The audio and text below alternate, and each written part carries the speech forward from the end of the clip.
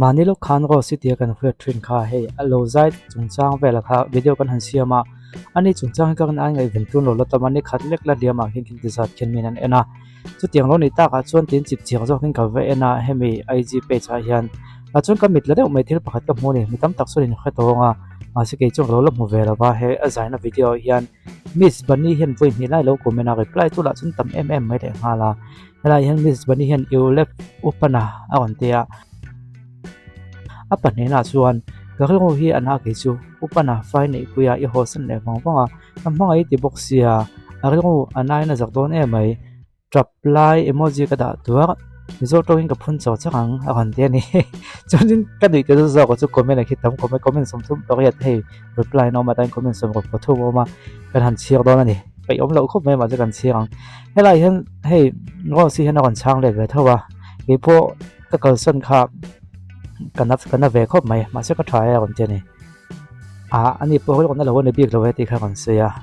ti chuanin helai hian pakhatin a kon chang ani a level lo kha amha na soi fi na comment section a emo cp angena video khoi be ka emo haning caption ang khana da to kha kal ve to an in sei fel vek nuwa pana zo kha afa ma sa wang na kal du lo ti vel ni kha ti he mi kalo kha ve mi lo ba an chan chin hi khan pa takin kalo ngai tu ngai lo ba ama ko sen te hianin hei alo chan ve ni mo miss bunny kon changa pasal thotak de wang mai khan bidang ho kha tianga vati kha atu lo ve mi zong zongin tiang khan nei vek thei kha lo ba te long thu te lo sei ve e lo me thawang ho wangin ti tiang kha tiang lampang hoi zong khana kon tia ni chuan an han comment ka han chiao zela ka hriat ngai lo ka hriat chu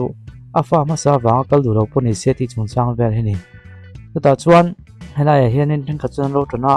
thang ka chuan an lo ton lova helai hemi pakhat lal nun pui ti hianin a kon sei fe ve min ka khia nang po I pasal khan fama sa nein anwa nang lenin nei ni taula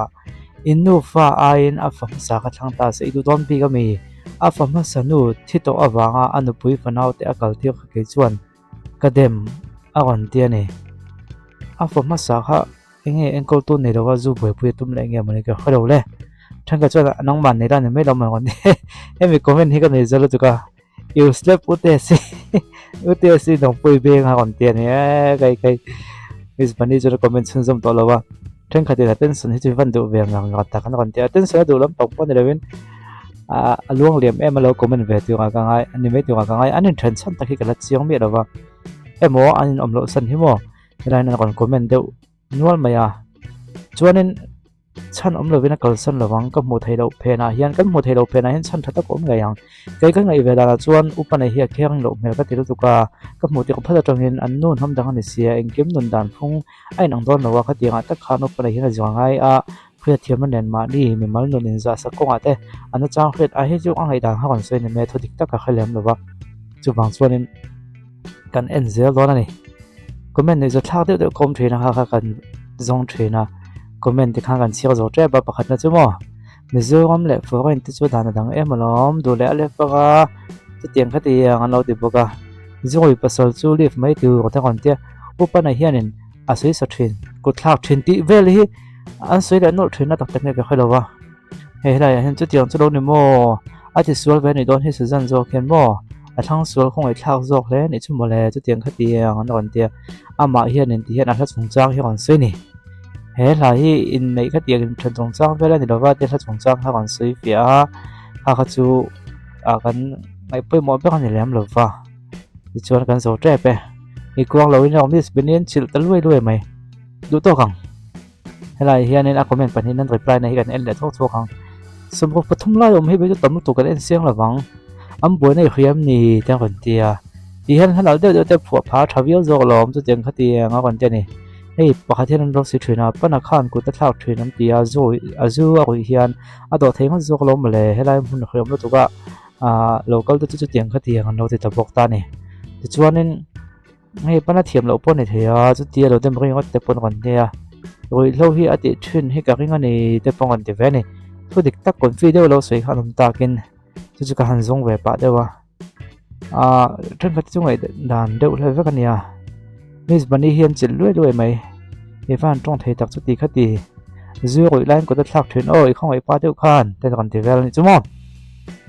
story a in lak fel thei tek an nen mis pani chu ma tinge chu tiang kha tiang an ron ti kha chu ka sei tum taw ti lowa anin thren chana kha akon soin om ve deuh thong thong me thren kha tin ti kha deuh kan mo adik le dik lo phe chu ka khoi lowa ma se sa pa kan tu pu di chu ain acha soi thei zok ma ta lom ten ron tia hei ama ho singe ye a sei chok to ma na a ho ma kha na kon ti chong tu chu ma ti kan lo khre ve lo le chu heiก็แค่ส่วนเราจนเห็นนู่นนี่ที่ในตรงก็คือละอินเดียกับมันก็ละเนี่ยเองกิมก็ส่วนหัวไม่ได้เนี่ยสุดที่ยังอินดูลิงแต่ก็เราตีก็จู่เทรนได้นักเรียนชั่วโมงเลยนอนเตี้ยนี่นอนจนเที่ยวไหมนี่เทรนก็เที่ยนี่ให้จู่ไงด่านคนก็ไม่เนี่ยก็เที่ยวนอนหรือว่าจู่ฟังจู่นี่ไงด่านก็ไม่เนี่ยเดี๋ยววินอามาหน้าสวยตัวโป๊ะจู่กันก็ค่อยจ้าก็แบบมันเลยตรงเพื่อเทียมมากันแล้วไหมปกติเฮ้ยเลเซนดรายบอลก็เทเราตีไปแล้วไอ้ด่านคนไม่น่าซาอันนั้นสุดเจ็บไปชวนเวลาทอกเสร็จละอันนี้ก็บอกว่าคือยังมีตันโดเดีย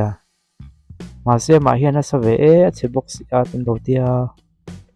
ยังก็หมดที่ส่งตกตัวน่าทวีอยู่เนี่ยอีว่าหันสักเทเราโอ้น้องแมวพอหิ้งเงี้ยมันนี่มิสมันนี่ลีกันจิตไหมมิสมันเฮียนอันนี้ตักโดนน้ำนี่สตอรี่เลยน้ำโซ่หิ้งกับหิ้งเทเราก่อนเดียอันนี้ตักโดนน้ำนี่ติดจุดกิดสโนว์ลัวคอมเมนต์ให้ก็ไปกิดสโนว์ลัวจนเห็นตัวเงี้ยลูกคอมเมนต์เลยคนส่งลูกเงี้ยอะไรระวังกิดสโนว์ลัวจะมีคอมเมนต์จูอะไรปลายนี่ให้มุนขตาเจียอันอมโลพยาจุนี่ระวังคอมเมนต์มาสลับมันยังให้กิดสโนว์ลัวอันป้าฮีปัทตักอันนี้เทเราเพิ่มอันนี้ปนอาศัยเจียนวิวฮีอันเวทีชแนลเด็กอันวิดีโออันนี้ฉันโตโซกันอีกค่ะก่อนเสียนสรุปตุกเกี่ยวกันเตี้ยโมอันเวทีจนนั่นแหละอันเวียงหัวข้างก่อนเสียมีประคัดไม่นี่เราจะช่วย evidence ถึงตัวกับจงต่างง่ายวันเดียกิสโนดลัวจะสวยที่กันช่วยลกอันเทนอมมีไงขนาดสวยแต่ก่อนเดียเองมันสวยจูก็ละข้างกูจะทักถุยนั่นเดียจะรวยเฮียนตีข้านี่จูโมจูไม่ฟังหัวดูแต่อย่างเงี้ยมนุษย์มีหนูเป็นเทรนจันเต้ก็โลกเครียดจากวิวเลยตรงมาเสียเครียดจากผมเทรนบอกเสียให้เราเห็นสตอรี่เลยลำซอกจูหันสวยล้านอีเดย์อีกแค่บิ๊กจูกันนี่นั่นกันแต่ไม่สปันนี่ปดจังนะครบไหมวะเฮ้ยอาจารย์สันสิกเอาไม่เป็นอีกแค่ตัวกันแต่ไม่สปันนี่ก็ไม่น่าหวังงั้นบุยนุ่ยไม่ตัวตกเถียงใครกันบอกปุ๋ยเช่นนั่นตัวผมเราไหมมาก็จูอันนี้หิมินนั่นไงอีเวนต์ว่าติดตุนเช่นเห็นมวนนั่นไงอีเวนต์ตกตัวนั่นก็วิดีโอพอฮีเอ็นตุนทำไงทำเรากันง่ายจังอันไงอีเวนต์วิวจนเห็นอาว่าก็สันทังกันติดแดงไม่บิดตัวรีฟันติมิโซตรงนี้หนาขาแต่ปนตีLZ Industry ที่จวนเราจำหนาอันเดทงจานมุดเฮโลตันมุดที่ช่วงเสียมเทตู้เตนี่ช่วงลำดัดนะในตันเตปอทะเลวุ้นทักเล็บปีสร้างตันเตปุ่มลำทะเลเล็ปุ่มนวมโลตันเตเล็จุนชุ่มคอนโทรลนันเตปอทะเลบกกันสวยรักเสียงละว่าอะไรมาเฮียนัทันเต้นตากหลังนัวบกฟอนนัมบอกกันตากแล้วนะเฮียนัมันดันตัวเล็อะไรดันตัวจิบเจียวโซ่กันโซ่เจียนเทงั้นนี่เราจำหนาเคมีคอลมังเสียมันเลยละว่าอันหนาก็สมคัญนี่ไหม